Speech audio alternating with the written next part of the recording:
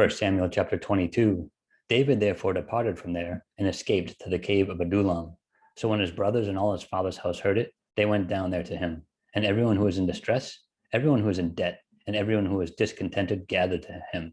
So he became captain over them, and there were about 400 men with him.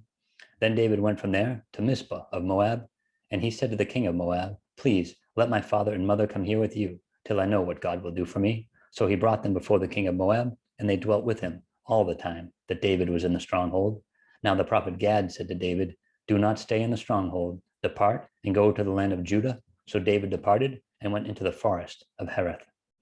When Saul heard that David and the men who were with him had been discovered, now Saul was staying in Gibeah under a tamarisk tree in Ramah, with his spear in his hand, and all his servants standing about him.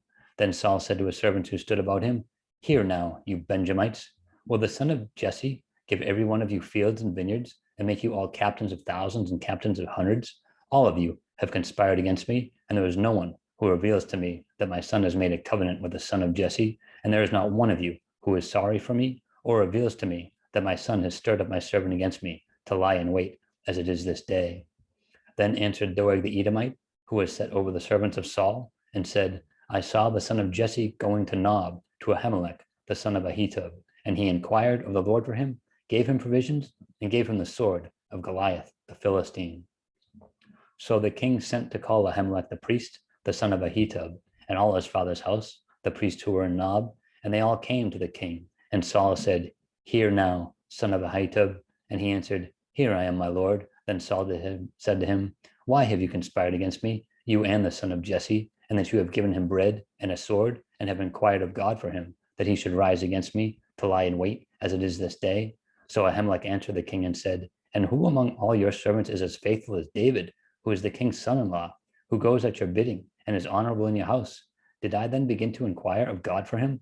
Far be it from me. Let not the king impute anything to his servant or to any in the house of my father, for your servant knew nothing of all this, little or much." And the king said, "You shall surely die, Ahimelech, you and all your father's house." Then the king said to the guards who stood about him, "Turn and kill the priests of the Lord, because their hand also is with David, and because they knew when he fled and did not tell it to me." But the servants of the king would not lift their hands to strike the priests of the Lord.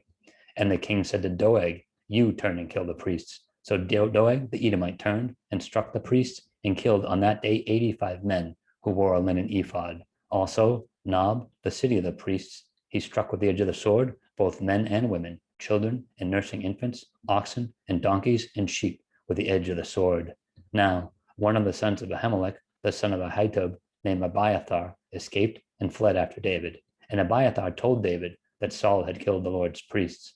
So David said to Abiathar, "I knew that day when Doeg the Edomite was there, that he would surely tell Saul, 'I have caused the death of all the persons of your father's house. Stay with me, do not fear, for he who seeks my life seeks your life, but with me you shall be safe.'"